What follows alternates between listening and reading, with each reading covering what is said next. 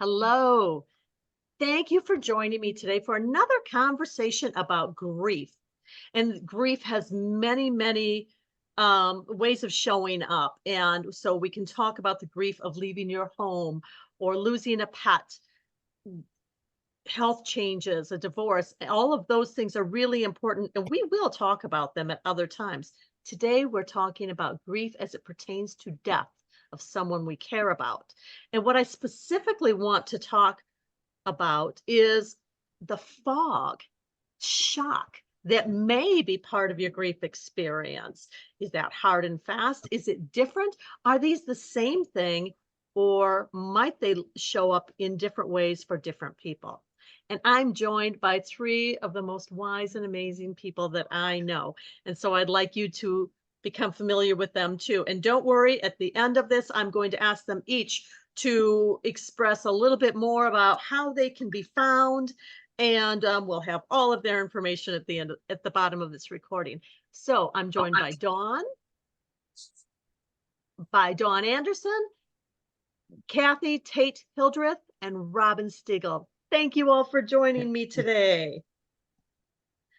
So as we talk about the fog or shock, and sometimes I want to put a slash between them because I feel like it might be the same. Maybe there's some overlap. Maybe it's different. And of course, I'd like to know what your experiences are. How did these things show up for you? Were they the same? Were they different? Did you have an awareness? I know I felt like there was a shock and numbness. The fog, I don't think happened immediately. I think that happened later. And then, mom had Alzheimer's and dementia, and they talk about fog with that. And my fear was, oh no, I've got brain fog. I'm going like my mom. I didn't relate it to grief until somebody said something about the brain fog that you're going through. And I was like, what? And they went, yeah, you have fog when you're grieving. And I was like, okay. And I took this deep breath and this sigh, and I was like, I'm normal. I said, this will end. Don't know when, but it'll end. So I was like, wow. And then I've got started doing little hobbies here and there, and that fog went away when I was doing them. But I still couldn't read. The reading, it wasn't working for me. I'd read words and not understand what I was reading. I could read a whole book and not even tell you anything about the book. So, but that came later. So now I can read now. So what I'm hearing from you, Kathy, is that it was a bit of a surprise to know that you were experiencing something that most associate with grief. Mm-hmm. And for anybody who might not be familiar, shock and fog is not something wrong with you. It's a protection. It's our brain cushioning us because what we're experiencing is overload. Mm-hmm. And so I think it's really fascinating that it was helpful for you when somebody explained that this is a part of grief, that you're not experiencing what your mom did. But boy, I bet that was scary. Mm-hmm. Probably felt like a fear. It was. Yeah, it was a fear that was coming on. So yeah, yeah. So I was like, okay, I'm okay. And that made me feel better. So I'm so glad because that I can only imagine how scary that would be. Mm-hmm. That sounds like it would be very helpful for someone to say, yeah, this is normal. And by the way, it's reasonable, as unreasonable as it feels. Right. Right. Well, how about you, Dawn? In my circumstance, well, I always go back to the suicide because that was the first one and it was the most shocking one. And shock is exactly what I was in, no doubt about that. A lot of the different ways that I reacted to what was happening, so there was a circumstance. My husband had a medical marijuana license. And so he could then legally grow medical marijuana. But he did it in a way that was illegal. You could still find an illegal way to do it, and that's what he did. So they had to harvest the plants in the backyard. And I'm in my car on the street watching all of this. It's all unfolding before me. And a pickup truck backs up into the driveway. And I, in my shock and not understanding, I think they're going to put his body in that pickup truck. I mean, I was sure that's what was going to happen. And it was to pick up all the marijuana plants. And that was something very funny. I mean, you know, the guy comes out from the Metro Drug Task Force guy, the lieutenant, and talking to me. And he says, "You got quite a crop back there." And I said, "Yeah, I'm a master gardener." So all of those little, and that was to me, my way of dealing with a shock was humor. And, you know, everything was okay actually right away.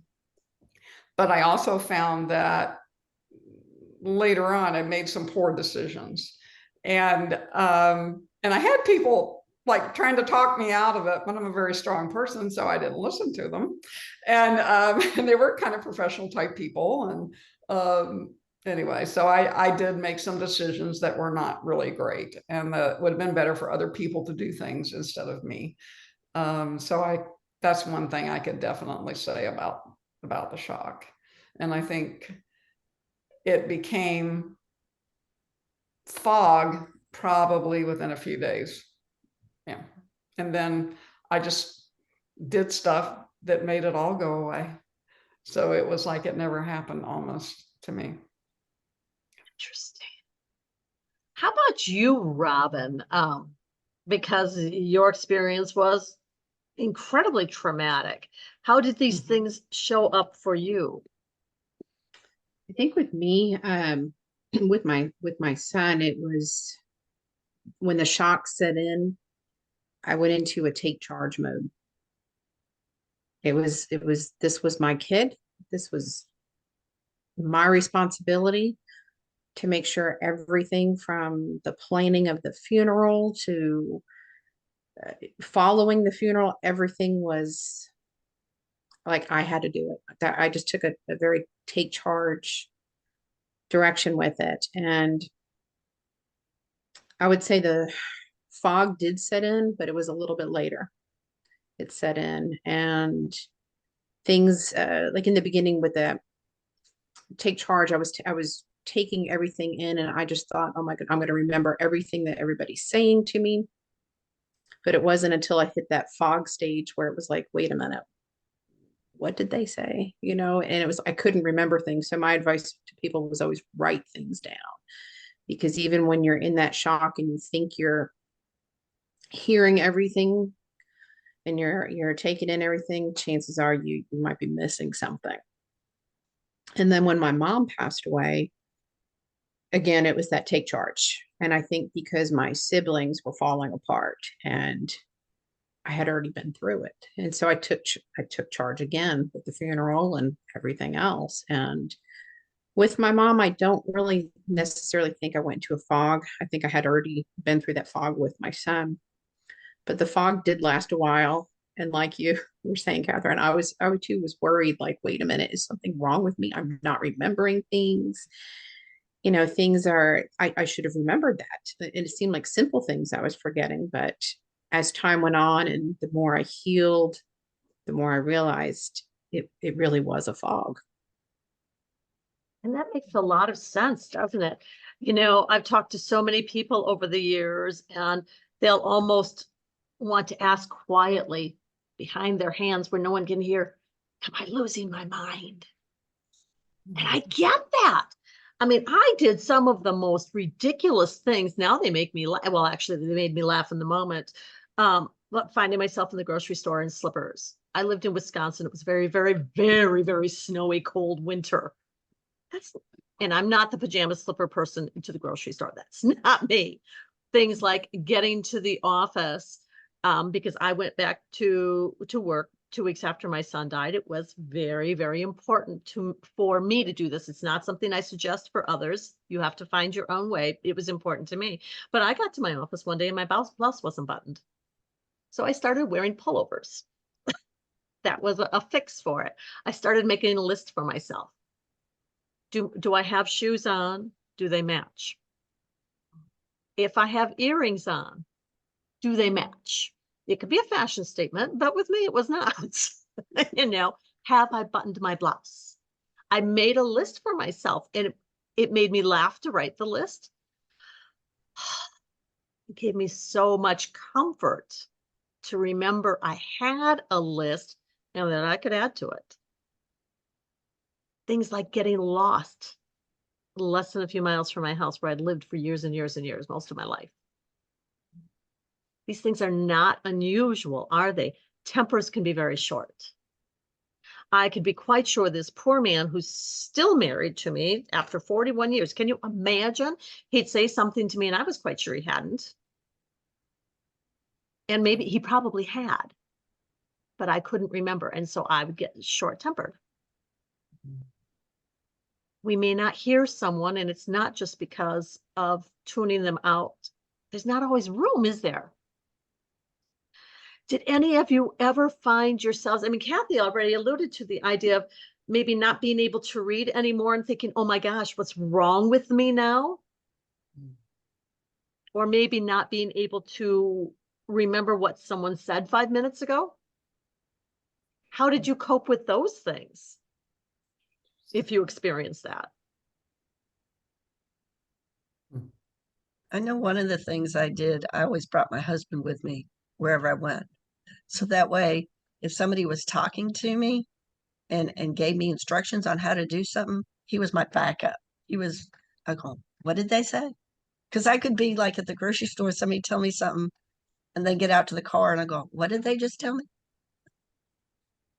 So, or even just planning the funeral and going to the church, or the funeral home. I made sure my husband went with me because by the time I walked out the door, it was like it closed their door as I was leaving. I didn't know what was said. So having somebody, a friend, a husband, spouse, brother, sister, somebody to back you up. That's interesting. I think, because I'm hearing everyone talking about lists, and I was always a list maker, but I know I didn't do that. But I think what I did is I started using my phone to make lists, and my lists were appointments. So, I would always call them reminders, but no, they're actually appointments. And I put reminders in the appointments because that is how I can remember things. And I think that is when all that started, was during some of that, somebody dying, who knows who. But yeah, I didn't have any of the other things. And I think part of it is because I just spent so much effort moving on. It was like, and not grieving, simply not grieving. So it all caught up with me 8 years later. It took 8 years. So, and something had to be done. I mean, it was like, I'd start crying unexpectedly. So, anyway, so I think that's why, to me, it's so important to go through these, what we consider to be normal grieving experiences. Not that there is a normal, but to feel the feelings, And if anything, if you're going to support somebody, especially, is to support them feeling the feelings. And I think that's probably the most important thing for me, because I'm very strong. So yeah, it's something you have to, so many people, they have to figure out how to be strong. And because I was naturally strong, I had to figure out how to not be strong. So it's almost like you have to figure out how to be the opposite of what is normal for you, because, or what is the easy thing for you. That makes sense. So, Robin, another piece that is very, very common for most of us, and there are no absolutes with any of these things, and I'd like to know if this has been true for you, is that we will say the same thing again and again and again, whether it's just saying that I want to make sure I wear red socks, or it's telling our entire story. So has that been something that you've experienced, and has that been part of it for you through any of your grief experiences? Yes.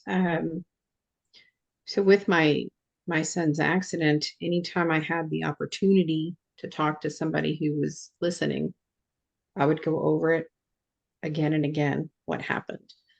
And I almost feel like it was therapeutic in a way, because I felt like the more I talked about it, the more I felt okay. Like I knew I was on my way to healing instead of keeping it in. So for me, I did repeat a lot of times, that the same thing over and over, and it would be the same person too.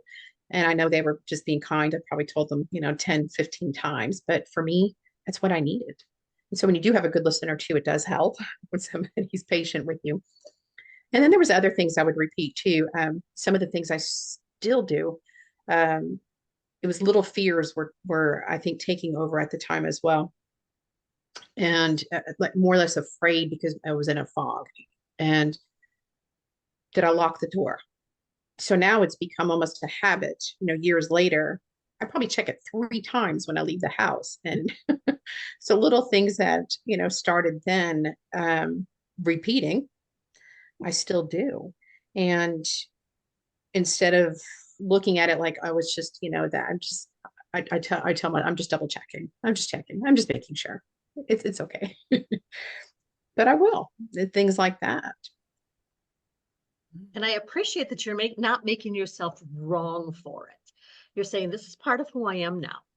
That's what I hear. And that feels very gentle. It doesn't feel like something you have to push against. Mm-hmm. Some of the things that I think we sometimes don't realize when people talk about the stages of grief, and we'll talk about that in another conversation. But one of the things we talk about is acceptance. And part of repeating things again and again and again is sort of syncing up our brain and our emotions, our heart, all of these pieces, because it can be hard to believe this is now our reality. And so it's part of processing, isn't it? To tell our story again and again and again. And to say, oh, yeah, we know it's real. I can't say that it's denial, because we wouldn't have planned a funeral if we were denying this was true. But it's sort of helping us get to the idea that, yeah, this is part of what's new now. And it might sound silly, but I sort of compare it to buying a pair of new shoes. When I was a kid, my parents always said, you've got to walk around the house for a while to break them in and make them yours. And it's a sort of like walking around with that, isn't it? When we're in that fog and that shock. It's if we can be gentle with ourselves. One of the things I found is that reading's always been something I loved, and it went out the door. And so when I started reading again, I would read things that were light because it was easier for me to read it. And I got into the habit of writing things. If anybody reads any of my blogs or my messages, I still write in a way that would make my English teacher cringe, because my paragraphs are no longer complete. They're usually a sentence or two. And then there's a break and another one, because when we're in that foggy place, we need a lot of white space, don't we? We need to be able to have bite-sized pieces of information. And I always found it helpful to read it aloud, because maybe my brain could process what I was hearing a little bit more. For me, those kinds of things were really helpful, to break it in small pieces. And I love that Kathy said she'd bring her husband along and he'd help her remember things. He'd remember her for it. Doesn't that make an amazing bit of sense? so tell me this, ladies, I'd be very interested. Did you ever take anything out of context? Absolutely. I was gonna say, I'm Absolutely. sure I have. So tell me about that, because it's certainly not who you are right now as I've known you. Oh my goodness, there's so many. I mean, there were times where he, my kids would say things to me, and right away I would not, instead of just stopping, slowing down, listening. My big thing was because in my head I had it one way, and they would say something, and right away I took it as an, oh, you're not grieving, you're not doing this. And instead of really listening, I would take everything they were saying out of context. I just would. And many times I catch myself later saying, wait a second, I'm wrong. That's not what was happening here. Or that's not what was said. And I'd have to revisit it, whether it was talking to them or revisit it with myself. Like, wait a second, I need to, change my view on this here based on what I thought I heard, based on what I really did hear. Or So did I you like give it yourself, when, I'm oh, I'm sorry. sorry, please go ahead, Kathy. Or I like it when somebody comes up to you and says, well, how are you doing? Sorry to hear about your mom. I understand what you're going through. And that's, to me, that's opening an invitation. Okay, they want to hear what I'm feeling. And the next thing, they're cutting me off and going, I got to go. And you're going, well, I thought they cared. I thought they wanted to know. And then you're like, later on, you're going, well, maybe they were busy. Maybe they just wanted to say hi. They were just doing a friendly greeting type thing versus I had thought they were opening up to, okay, they got an hour of conversation to listen to me. So, yeah. We don't always pick up on the social cues, do we? Right. We're in a messy place. We're in a really messy place. I've always called myself the queen of apologies. Believe me, I have the throne and the hat because I've made mistakes forever, and I became acutely aware of them when I was going through that foggy place. As you said, Robin, oh, maybe that's not what they said. Yeah. So I'd ask people to revisit things again and talk it through me again, with me again. And I found myself taking things out of context, not just when someone would say something, but books. I love books. I may have expressed that. I love books. My way when something's going on is go to the library, go to the bookstore and find things. And I found book after book, website after website saying, oh, someone in your life has died of suicide. Expect your marriage to fall apart, expect your other children to die, expect to want to end your own life.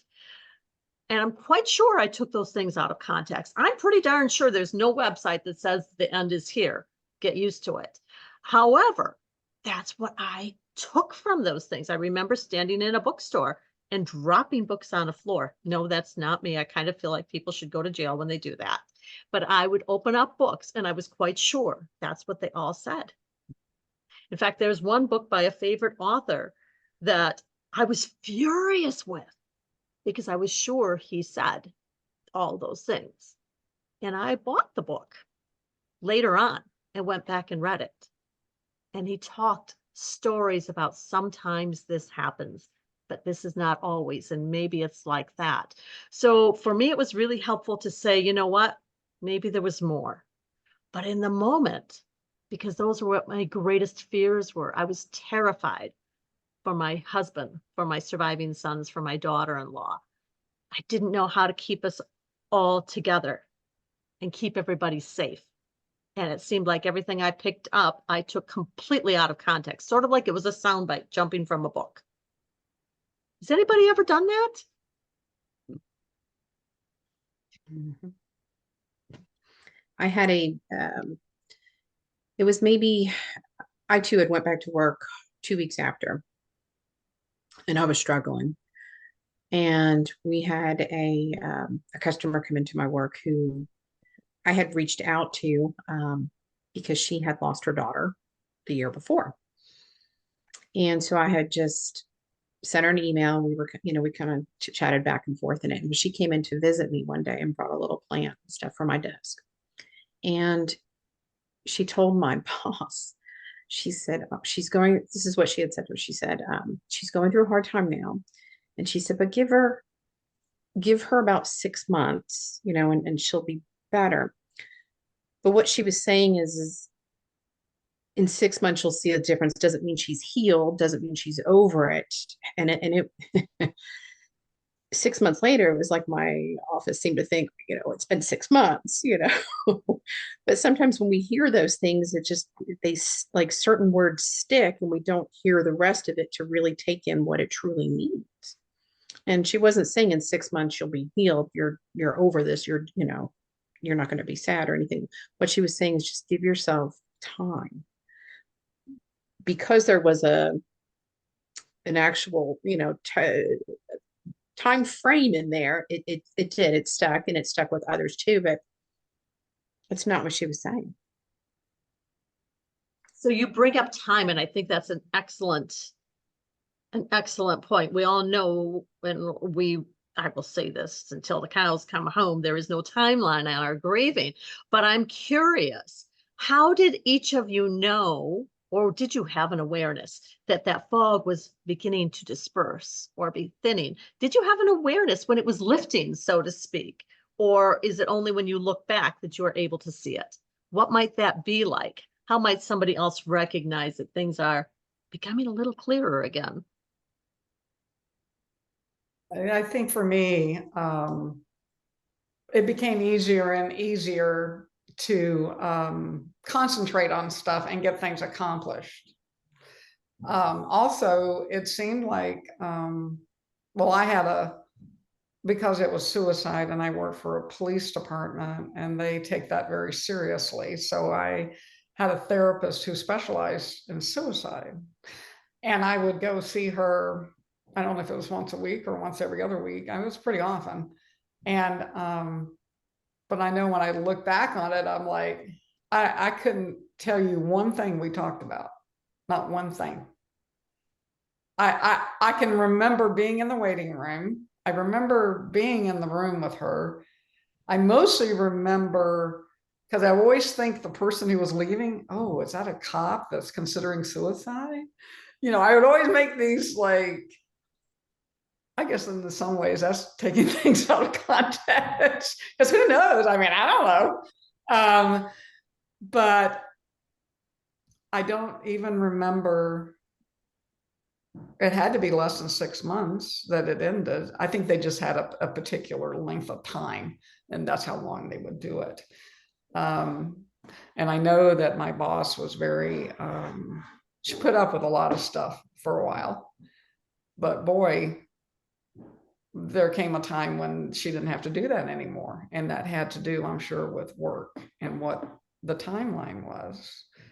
And I didn't have any problems recognizing what was changing and that I had to get out of work. I had to retire. There was no doubt in my mind. And that was very easy for me to see. And, but I had, people in HR, who also could see what was going on in the civilian side of it. And so, anyway, yeah, that was all really interesting. And became very clear to me that something great was going to come out of this at about that time. So it's just kind of interesting how things move forward. And also, I think it's interesting how the world or the universe supports you in ways that you don't really expect. And you see it more when you look back, that things were really coming together to help me. And I appreciate that. Hindsight is incredibly helpful, isn't it? Yeah. Kathy, did you have an awareness when the fog was beginning to lift, or is it only looking back that you're able to see what signs might have given you a clue? The only thing I can think offhand, the fog was there for a long time. And it wasn't as bad as it was when it first started. At least I could watch a movie on TV and remember what the movie was. But I still felt like going out in the real world, opening up my front door and going out, it was just like a fog, like walking into a fog. I was comfortable in my home, but leaving my home, I wasn't. And then I realized, I got to step up. I'm able to do my list or get most of my list done that I have. And I was like, what else new can I do that might help me open that front door and not walk into a fog? And I said, well, I used to be able to crochet and knit and do, cross stitch. And I was like, I don't want to do those anymore. I tried it, it didn't work. And then I got into coloring. And then I got into baking again at home. And I noticed they have these, I don't know what it's called, these little gems that you put on little pictures that stick to it. And I started doing that. And I realized the fog's going away when I'm doing things with my hands. Oh. It's working for me. So I was like, okay. So I would start taking my stuff outside and working on the front porch and, taking little baby steps and just going for walks on trails where I love nature and listening to the birds and the animals and the crickets and everything singing. And I was like, this is what I need.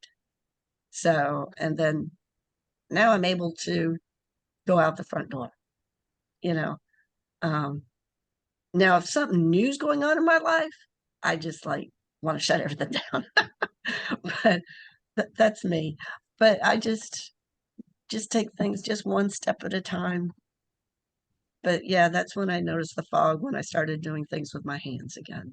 Ooh, I And love that.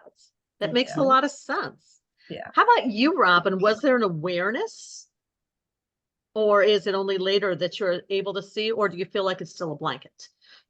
I know you're not that anymore. I think where I was going, I don't think at the time I realized I was in a fog until I started noticing constantly forgetting things, and that drove me crazy. It really did, because I'd think back on it and go, wait. And I'd have to go back, through like almost trying to re-step it and go through like, did I? And I couldn't remember. And then I think when I realized that it's okay to feel that way is when I think I kind of was stepping out of that fog. And I also realized like it's okay to not go back to some of the things I liked before and some of the things I enjoyed and stuff, because there was new things. I had new things, and I would say I've got a new purpose, or I have, or the new me I'd refer to. And I started discovering different things because new things were brought into my life. Like I never visited cemeteries until after my son, and I was there constantly. And then I started enjoying walking around, looking at the names, finding, more stories about other people. And even to this day, like when I'm up there, I'll put flowers out at other grave sites and stuff, and just do stuff like that, and things that I had never done before. But it's something I enjoy now. So I was finding more things out about myself that I do enjoy, things I've never discovered and never even tried. And I kind of just grabbed it and went with it, and realized this was me pulling myself out of that fog. It's just finding the new me, some of the same interests, absolutely. And some of them I tweaked. I had a big thing for Christmas trees, and it just so happened to be the season when my son passed. And I said, I'm never decorating a tree again. And then, of course, the next year I was like, well, maybe I'll put up one or two. I didn't put up my 13 that I normally, but I put up a couple. In the following year, I did add more to it, but I was finding new things that I liked even doing that. So that helped me realize, you know what, that the fog, yes, I did sit in the fog a little while, but I'm finding my way out of it by finding things that I enjoy. And there was a lot of new things I enjoyed. So this is something that I find fascinating because I hear this from all three of you. A part of me has shifted and changed, and that I have new interests. What I'm hearing from each of you is that in some ways that almost pulled you forward and helped you leave some of this behind. You know, for me, I was very aware that these things were getting better when I forgot to check the list and I was sure the earrings matched. When I felt comfortable wearing button-up shirts again, you know, so that again, it always brought a chuckle for me when I could read something and remember it. No, I still don't remember everything, and part of that could be because of who I am and what I am, or maybe I'm not paying enough attention, but I don't feel the judgment, and it's certainly not like it was before, but it was only a sentence or two. So before we wrap up, I have one more question for each one of you. Well, actually, I have two. So I've got one more for each one of you first. What tips or suggestions might you have for someone who's experiencing that fog, that shock? What tool might you offer them or suggest to them?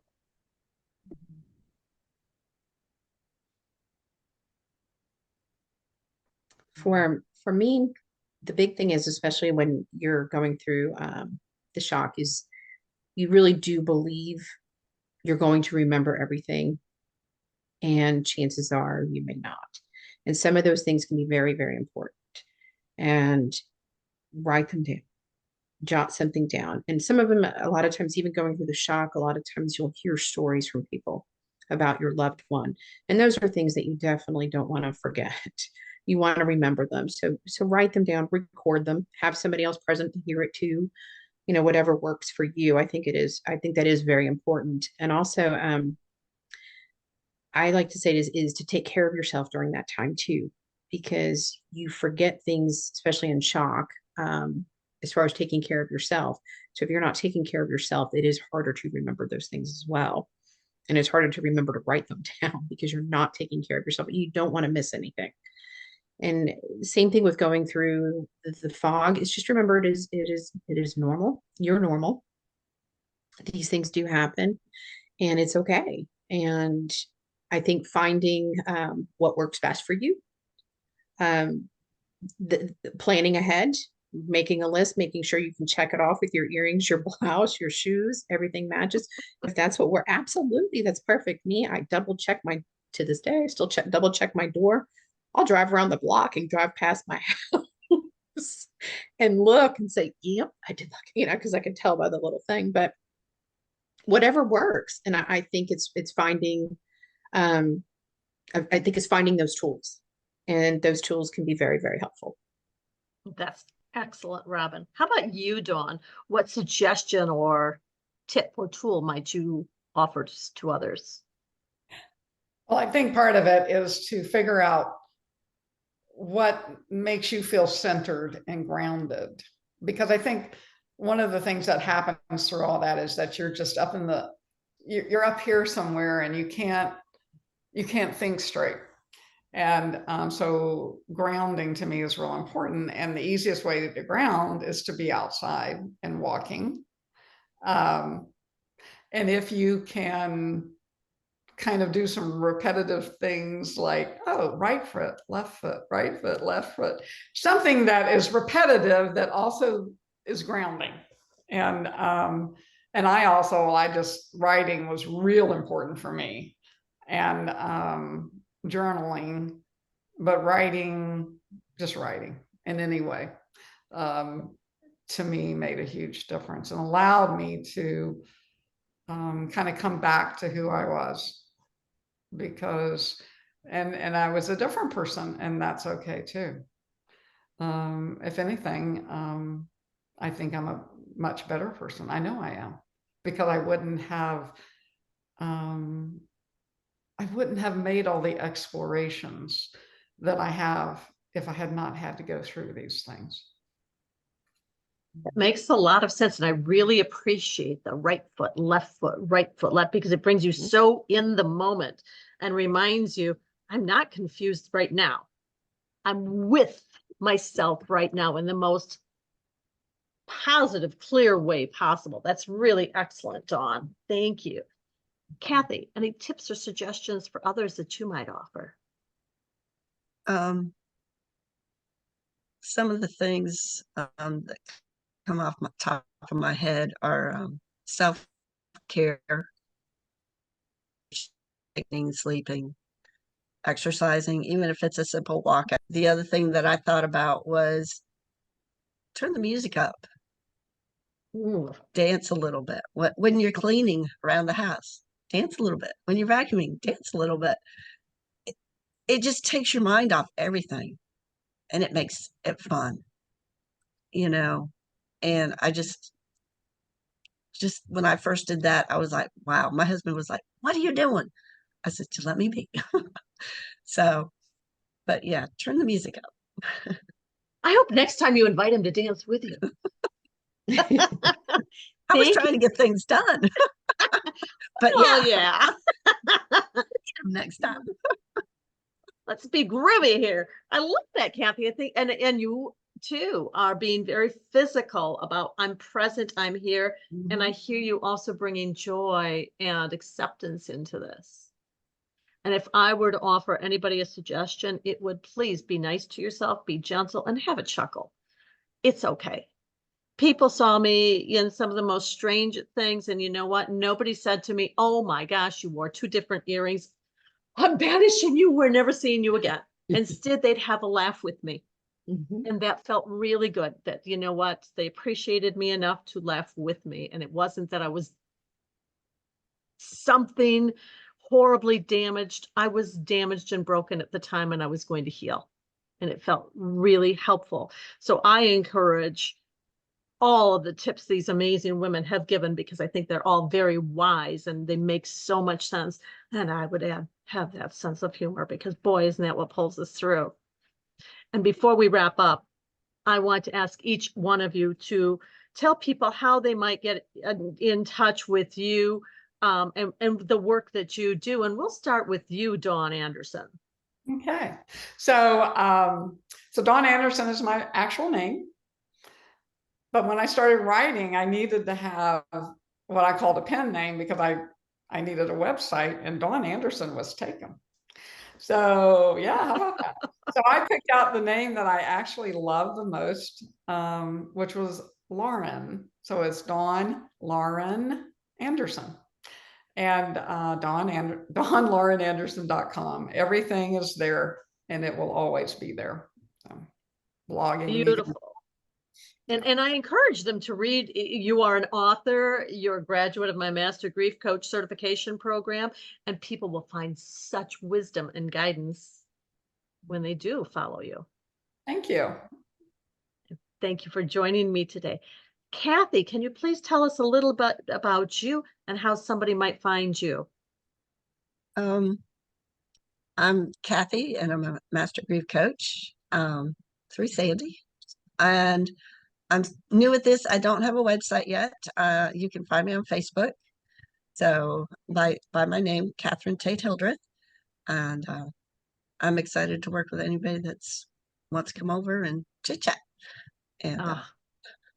And I love that you were here with us today, Kathy, because you have got mad skills, and I know people benefit when they work with you.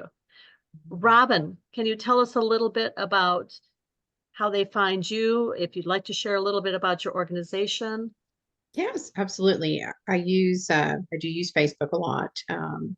So you can find me on Facebook under Robin Stegall, Master Grief Coach, and also by email if you're not on Facebook often and you would just like to send an email. So that's going to be robinstegall.mgc@gmail.com. And I do run a nonprofit organization called Riding for Ryan, a motorcycle organization. On Facebook, it is just called Riding for Ryan, and it's the number 4. And we provide motorcycle awareness and scholarships to the children of fallen riders. And we're always looking for support, whether that's just viewing our page, liking it, sharing the word. We love it all. Thank you, Robin. And I want to thank all 3 of you for being here, because the truth is, We all have our own unique grief experiences, but we do have some things in common. And I'm of the firm belief that the more we talk about it, the more it eases the way for others as they walk through this on this grief journey. I don't believe we're intended to walk alone. So thank you for joining me, and I will put all of your contact information in the links so nobody has to worry about having kept notes. Thank you, and if you're listening or watching, thank you. Namaste. Thank you.